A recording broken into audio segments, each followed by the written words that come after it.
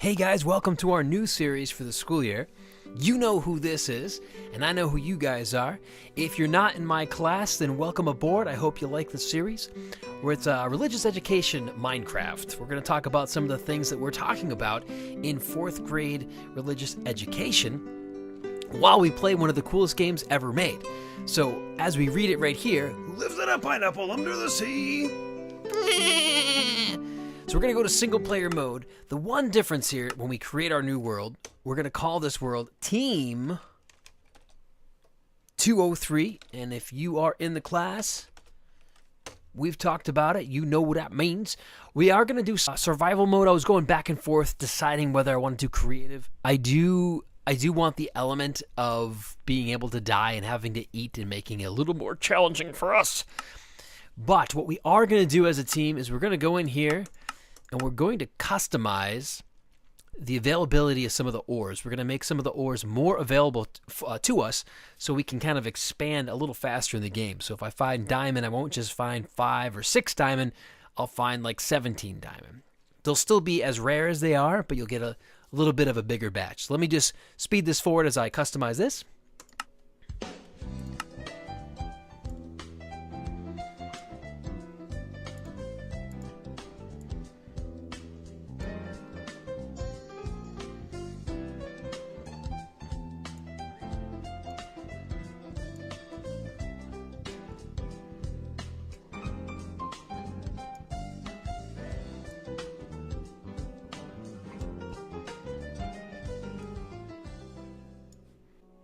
And that's that. So all the ores will be a little bit more available to us. We're going to jump in the game. This episode is going to go back to our first class together. I'm going to recap some of the things that we talked about, as well as we're going to see if we can build a little schoolhouse. Maybe start building a town. This will be one of the first things that we do in the series. But the first thing we've got to do when we click Create New World on Team 203 is we've got to go punch a tree. Who wants to punch a tree with me? I can't believe it. We're finally doing it. Building a new world. Building a new world. Build it. 0%. Done. This is the worst part because you get thrown out of the galaxy. Oh, here I am. Oh, gosh. We got sheep and wood and flowers and the sun and we better go chop some wood quick. All right, let's do that. We got a jungle over there. We got everything we need. So let us get started. And while I'm chopping wood, we'll start the conversation. As you remember in the first class, I think we've got to adjust our sounds just a little bit.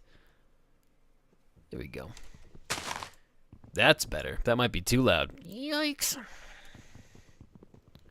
Let me test the sounds real quick, guys. I just had you would not believe that I had about an hour. Hello, sheep. What's your name? My name is Chloe. Oh, hi, Chloe. We're doing a series. Can you hold on right there? I'll be right back, guys. I think we're in business. I think that's good enough for me. All right, so let's do this. So yeah, one of the first classes we had, it was pretty simple. We had to do some weird things like fire drills and run around and get to know each other and say hi. But there was 3 focus areas that I taught you guys. And can you remember what the 3 things were? None of these 3 things, by the way, are on the test. What I'm hoping to do is in the comment section of the video, I'm hoping to actually put Thank you. I achieved. Wait a second. Why am I Alex? I was hoping to actually put it so I can figure out the stuff that's going to be on your test in April. And you'll be able to come on here anytime you want, look at any of the videos, and know the stuff that's going to be on your test, and we'll recap it here in the videos. Pretty awesome. But let's make a crafting table. And hello. That is not a crafting table. Wait a second. Oh, man. There we go. And what I usually do is just make a pickaxe immediately, and then I make a shovel, because we just really need to go down. So let us put those in our inventory. Hello, brown sheep. And I guess we'll just go down right here, unless there's a cave nearby. Is there a cave? Dun, dun, dun, dun, dun, dun, dun, dun. This is a pretty cool little field. This would actually be a great place to make a little town. Maybe we should maybe we should die real quick in the game and see where exactly we started so we can build the town square. I mean, it was over here somewhere, but we'll figure it out. All right, cool jungle over there. Jungle was neat. So let's, I guess I'll just go over here underneath the trees and let's start going downstairs and let's see if we can get to some cobblestone so we can make a little bit better tools. Yeah, so the first thing we talked about in our class was the meaning of life. I said to you guys, hey, when you guys get older, even now at this age, when you're under 10, when you get older, when you become 50 or 60, someone might come up to you and say, What's the meaning of life? I feel like life has no purpose. and then we were talking about how you could be the best race car driver in the whole world, or the best veterinarian or doctor or a traumatist or whatever you want to be. You can be the best at that. But one of the things you got to know is what's the meaning of life. And we taught you in class, the meaning of life is to love, know, and serve God. And that's pretty much it. No matter how well you do anything else in your life, there's always going to be that hole. And you got to fill that hole with the meaning of life. The whole purpose that we're here. We were created in God's image. And the whole... Oh, you need cobblestone to get it. The whole reason we're here is to love, know, and serve Him. Pretty awesome. So then when you become that famous race car driver or that amazing doctor that's curing cancer, you can actually use the fact that you love, know, and serve God every day. You can use that to your advantage and do even better things with all the money you make and all the time you get from doing all the cool things that you're doing. So that was the first thing we talked about. So remember that. Even when you get older and maybe you become a teenager, you get into your 20s, and you go, I don't know, I mean, why are we even here? Just remember back to our class team, 203, and remember to love, know, and serve God. And if you, as long as you always remember that, you're going to be good. And it's going to recalibrate you. You're going to go back on track and refocus and do the right thing. The second thing we talked about... Oh, gotta get this iron. The second thing we talked about was, what do you do? Oh my gosh. Oh my gosh. It's an enormous cave. Hello. I'm in an enormous cave, and there's water below me. I don't think I should go down there without torches and the proper tools. Yeah, we should probably get it quick before we go down there, but we could get a iron bucket together, throw some water on that bucket, and we can make ourselves a little Water Vader. Not to be confused with Darth Water Vader. Two completely separate, different people. So yeah, the second thing we taught in class, do you guys remember? What do you do when you don't know what to do? You say it out loud. Say it out loud in your house right now. You knew the answer. Yes, when you don't know what to do in life, there's no sense in getting stressed out and getting worried and getting anxious. Those things will probably happen. But as you get older, one of the cool things you got to do is when you don't know what to do, you pray. Pretty easy, right? But the funny thing is, for a lot of adults, I think it's hard. I don't think a lot of adults think to do that. Now, you might not immediately get the answer you need. You might not solve the problem you're in, but it's going to give you peace. It's going to center you. It's going to help you focus on the issue that you have. So when you don't know what to do, pray. If you get scared, just say a prayer. If you get nervous because you got a big band recital and you're going to play this awesome instrument in front of all these people, you're like, I don't know what to do. You're gonna be okay. And just say a prayer. Say, God, help me, So that's a cool thing. I've actually been teaching my kids that too. There's times when, like, if one of the kids falls down in the yard and they get hurt and the other kids are like looking like, I don't know what to do. How can I help? I look at them and I just say, hey guys, if you don't know what to do, what should you do right now? And they go, oh, yeah. And they'll just say a quick prayer. It doesn't have to even be anything really super complicated. Just something simple. And the more you get to know God by talking to Him, the closer you are going to get to Him. Pretty easy, right? So yeah. So now you got those two things down. These are things that you're going to take beyond the classroom.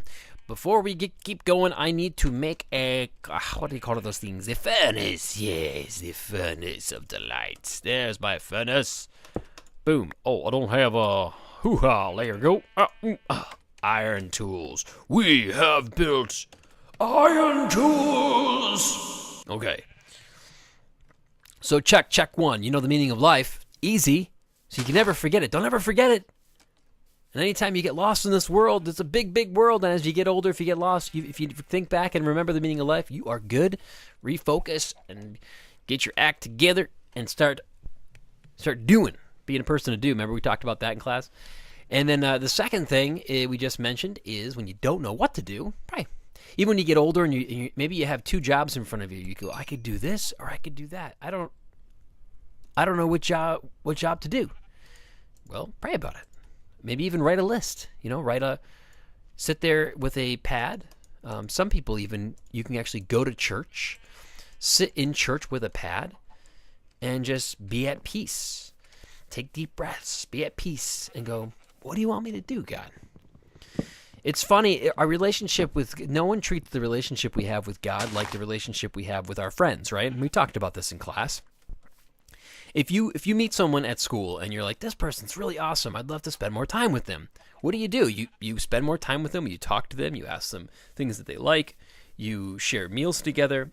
It's so funny how most people don't do that for God. They don't try to go to church often to spend time with him. They don't try to read books about him to learn more about him.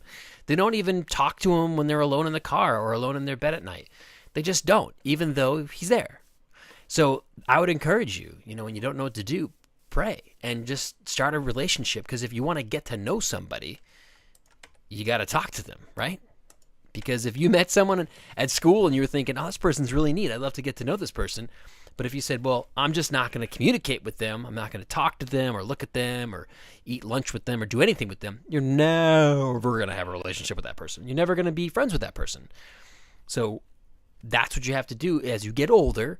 When you want to have a relationship with God, you got to get to know him. And how to get to know him? You just spend time with him. You talk to him. You go to church. You go to adoration. You go in a chapel. And you be quiet and peaceful and just listen. A lot of times when you want to be good friends with somebody, it helps just to listen to them, right? Oh my gosh, we've been talking and the night is falling on us. We're going to have to make a cubby hole. I've got some iron. Let me get this out of here. Let's get this out of here. And let's get this crafting table out of here. Okay. Where are we going to go? You know what we can do? We can actually go down into our stairs here. And then we can make a little hole right here. Oh, I hear bad guys. Oh my gosh. I don't think we can do this. Quick. More iron. Yes, we need it.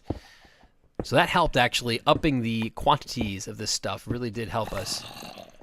And I'm hearing, I think, all the bad guys. Oh my gosh, we are getting flooded with bad guys.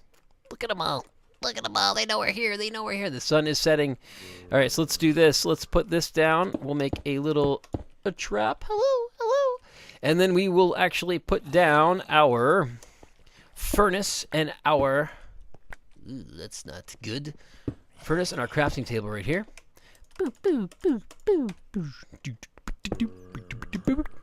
And do we have anything we can burn in here? We need this. There we go. Ooh, nice and bright in here.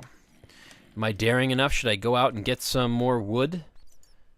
Or is that too scary? Too scary. Oh, 3 nice birch doors, and then we'll make a door here. Weird. That's a weird place for a door. Oh man, you're gonna go into your cave, your house in the. Let's see what we got here.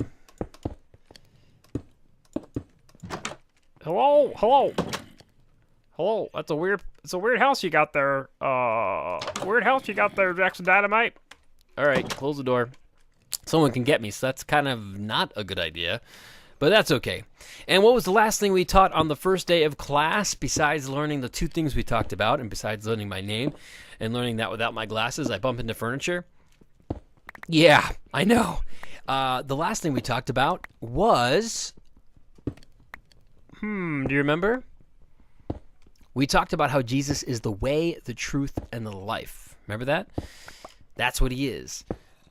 He's the way, the truth, and the life. So what we determined, if that's the case, there can't be thousands and thousands of denominations that believe different things about who he is and what he said. They can't contradict because he's the truth. Does that make sense? I mean, if he is truth, how could there be thousands and thousands? Literally, there are 33 or more. There's more than 30,000 denominations of churches that all believe contradictory and different things about what he said and what he stood for. It doesn't make any sense. There has to be one church established by Jesus. And the Bible's very clear about that, too. The bulwark of truth doesn't say the Bible, says the church. The Bible's a guide, but it says the church. And how could the church be thousands of denominations? So you guys are good. You are in the Catholic Church. The Catholic Church is the Church of Jesus Christ that he started. And so as long as you know that, take that with you for the rest of your life. And that's your defense. If he's the way, the truth, and the life, how can there be thousands and thousands of denominations that believe different things about him? That's not what he would stand for. It wouldn't make any sense. It just doesn't make any sense. So that's it. I think we're wrapped up. We have no more time today, and we are alone, and we have no bed. We are in the dark. I do have coal, so I can make a torch. Let me make a torch before you go. Here we go. Where to go? Hello. What a beautiful house you have, Jackson. Oh, thank you so much. I've been decorating. I had Bob Vila come over, and we just made this place look all pretty. So all night long, I get to listen to the zombies outside my room. How wonderful. Well, that's all the time we have. We will catch you next time on Team 203, and we will recap the next class. Hope to see you then. Bye-bye.